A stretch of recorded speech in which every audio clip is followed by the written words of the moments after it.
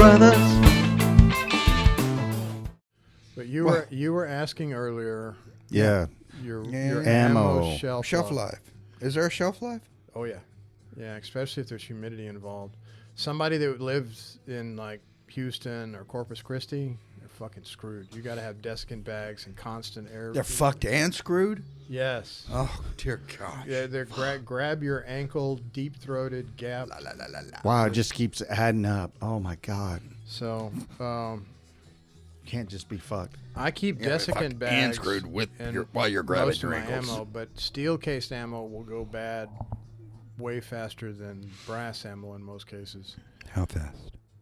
Well, fast That's is there's a lot of relative. variables. I need a it's time. relative. I need a time. 5, And I don't 6 want to years. ask my relatives. So what's the longest What's the longest? timeline you've ever kept ammo Yeah. and then shot it? 20 years. Yeah. Because I there's those Sur- 38s. surplus- I know those are from the 80s. I could put them in and shoot them. I've got a buttload of surplus, 45, 38. Oh, fuck me, man. They're like his marbles, only in different shape. He's like,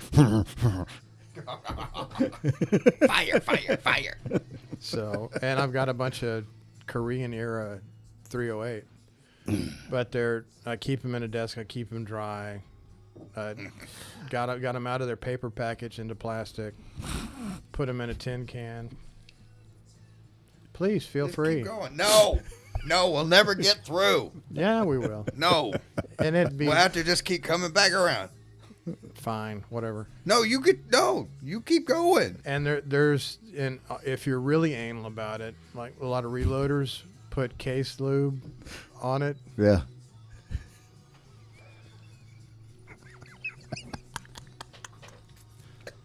Just saying. I And didn't. I'm it's- loving it's- it. I'm it's- loving every minute of it. Oh! Everybody loves case lube. Yeah. I know Daddy, when we did the shotgun shells, because that's all we did. We'd reload them, then shoot them up on the weekend. And he was really particular, and he was worried about the humidity because, you reload stuff and your powder gets, and when you there's a couple of times you get it one and just, the wad would basically just shoot out and come right out, I'm just letting you go. And so, he was like, it would get moisture in it, and it wouldn't fire off right. So we would reload them all, and then he had his wax, he had to have a clear wax candle, and he would put hot wax on the top of those shells, and Seal it did 'em. two things: it sealed them, and it also cleaned out the barrel. Well, It would- I think it that's would- more of a wives' tale, but yeah. Well, I mean, I've heard of it guys doing literally it did clean out the barrel even. So- Took out some of that residual shit that was in the hole. I was in a situation, as I often find myself. that. Yes. So I'm riding around a buddy. I'm in high school, right? And it's winter time. I don't know what that pause was all about at all. Sorry about that. Sorry about the pause. But it's winter time, and so we got the heater going, right? And y'all, you don't know. You know the boy I'm riding around with.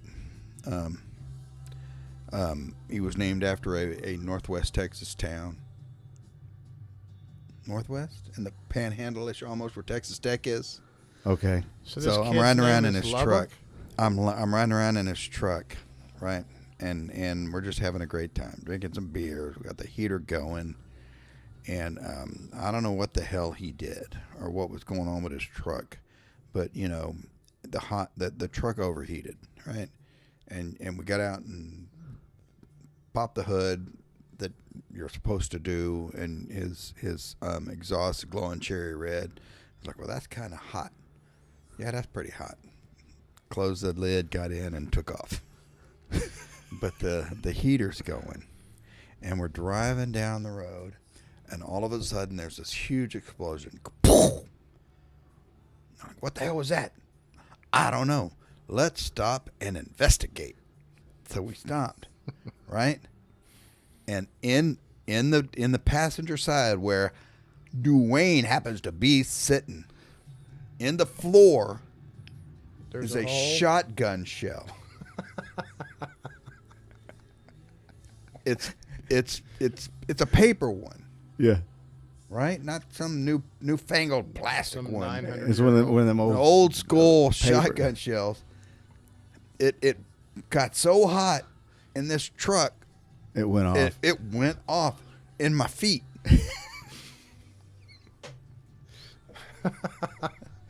So you got a pocket claymore So blowing holes. anyway, yeah, fortunately,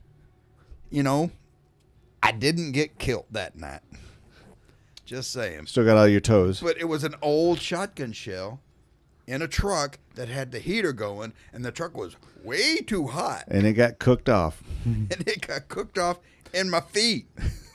True story. Oh my God. My brother left a bunch of ammo in next to his water heater, and of course he passed away. And I go to reclaim all this stuff, and it's one of those big old wooden 50 cal boxes that had like 250. Yeah. Anyway, he had it loaded full of pistol ammo, and it had all been wet, and it was all one solid green chunk of bullet. Oh. Remember, it must have been 500 rounds, 600 rounds in there, and they were all just a piece, just a weighted wad of shit. So I was like, damn. So note to self, maintain the humidity The levels. shelf life had expired on those Oh rounds. man, Is it that went what you're bad quick. The environment. that's what we're talking about, is shelf life. The environmental situation weighs a lot onto your shelf life of your ammo. Yeah. You know. Now 38 and 357, if they get a little funky and you're shooting them out of a revolver, it doesn't really matter. Right.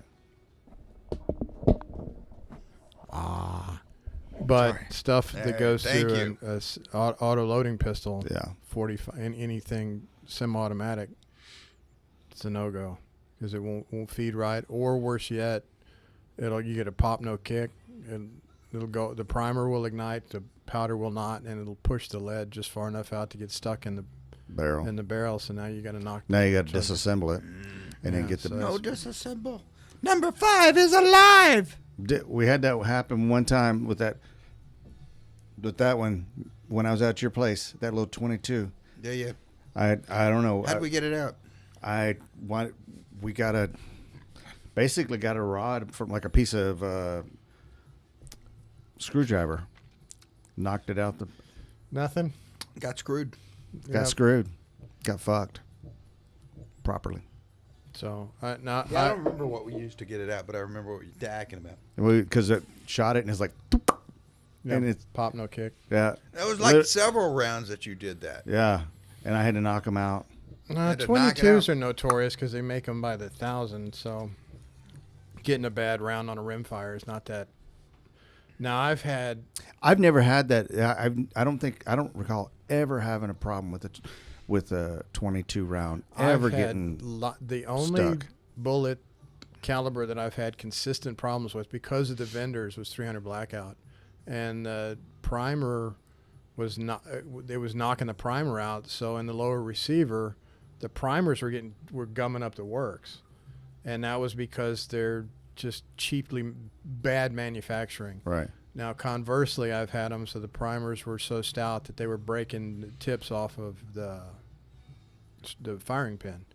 So I'd have to replace firing pins, and then there's just tons of stuff that can go wrong at that angle. And God damn it, I just lost my train of thought. Toot, toot. My trains is derailed. Well, I'm trying to get you back on track. Anyway, and it wasn't, and I thought that I'd stored the ammo bad was the moral of that story, and it wasn't that. It was just a bad batch of ammo. Yeah. So Remington Green, I've had the worst run of luck with that. Any in the Remington Green box has just been terrible. Yeah, what he did, it's sucky.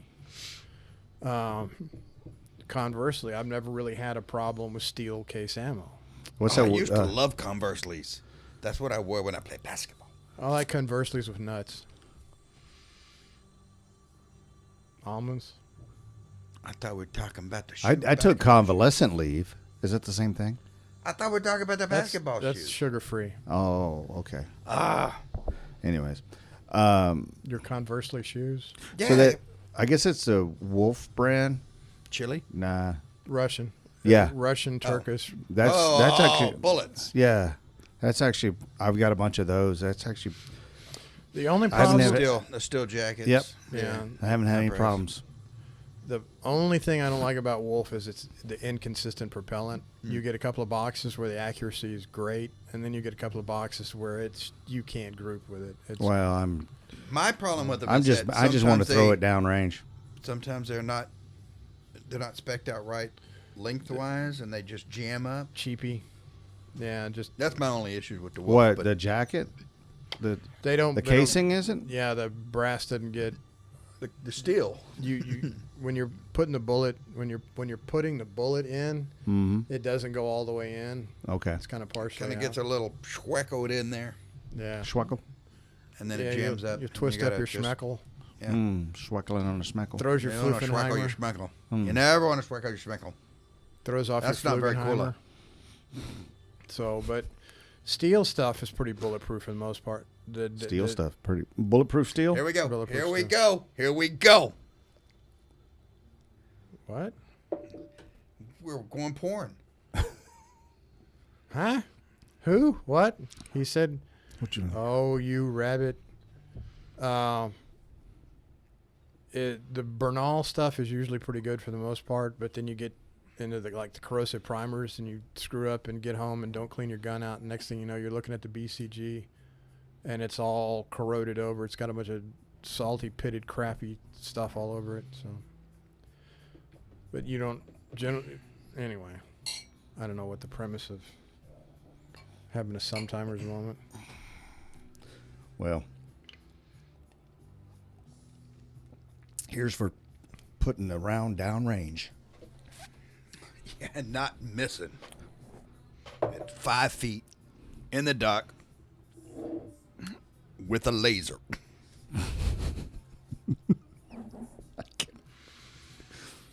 I can understand that's very irritating. It was no, it was not. It was funny.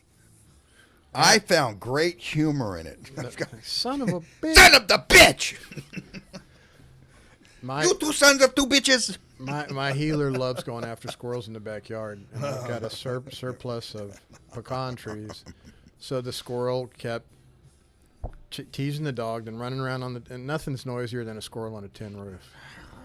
So that little prick thought he was funny, and he'd get up in the tree and he'd do that trick where they run around, and then get on the other side of the tree. Mm-hmm. Said, all right, I can fix that shit. I went inside, got the 308, shot through the tree, blew the cocksucker in half. So, ha. Daddy, Ha ha, So you- motherfucker! Ha ha! You shoot at your place? not supposed to. Okay. Not the question. Well, that's Do you shoot at your place? Yes. Yeah. Yeah. So, Yes, but I'm not supposed to. allegedly. This is a I'm completely not supposed to get caught. So your neighbors don't care? Are you in the city limit? No. You do whatever the hell you want to do. Yeah. No, You got a HOA? hell no. Bah, bah, bah, bah, bah. Yeah. Shoot. No, us and the neighbors they had this similar kind of relationship like U.S. and China. Yeah, you didn't. We're aware of each other, but we're not real friendly. Is that both sides or just one side? These are the same people that my dog ate their dog. Okay, that's the one that's two over. Yeah. So the one that's right. Yeah, I go So back to that episode over and over and over. This is the dog that left its yard and went across another yard and went and provoked your dogs. And no, see, you don't. That's not where you need to adjust it. Where you need to Okay, adjust it as headphones. You're because- like peeking out, dude. No, I'm looking at it right here. I'm watching it. Quit yelling at me. Sorry. It's all technical crap in the Rude. Studio 503. He's just rude. So anyway, this is the dog that crossed over a neighbor's yard and got close to your yard. Didn't even get in your yard. Was attempting to get in the It yard. was attempting to get in your yard with your big ass dogs, and they ate it through the fence. Yep. Just saying. True story. Oh well. Well, the That was problem- another episode. I'm sorry. Go yeah, back. The So, problem yeah, I have now is I got a pool in the backyard, so I got to be careful. And Poodle. I got a poodle in the backyard, so make sure I don't put any additional, drain holes in the pool. So aim up, shoot up, aim high. Wow. Anyway, So what? So back to the ammo and shelf life. What's the oldest? oldest I currently have is probably 10 years. And is that just a? Bulk purchase. Mm, So when I start, I've been purchasing ammo at market value. When the price is right, I'll make a bulk purchase and then just use it up. Sometimes you don't use it all up, and you've got remnants and mixed batches and all that kind of stuff. So, but it's mostly pistol ammo is what I keep. I don't shoot it as much as I do rifle ammo. So the rifle stuff, I would be willing to bet some of the 223 or some of the 5.56 ammo I have is probably Vietnam era. So that's at least probably made 40 years ago. So 308 is probably the same, but none of the 6.5 Grendel, 6.5 Creedmoor, 224 Valkyrie, none of that stuff's older than a couple of years because they just haven't been around that long. mm. And I keep most of mine either in plastic or steel. If it's in steel, I add an extra desiccant in those little gel baggies. Packets. So, and make sure that the seals around the cans, if the rubber looks like it's been messed up, I'll take paraffin, like canning paraffin, and rub it around there to make sure that there's enough residue on there so that it seals up as airtight as it can. And You know what happens when the rubber gets compromised? make little babies. Things get fucked up. You're one paternity suit away from paying palimony. Palimony. Reed Brothers.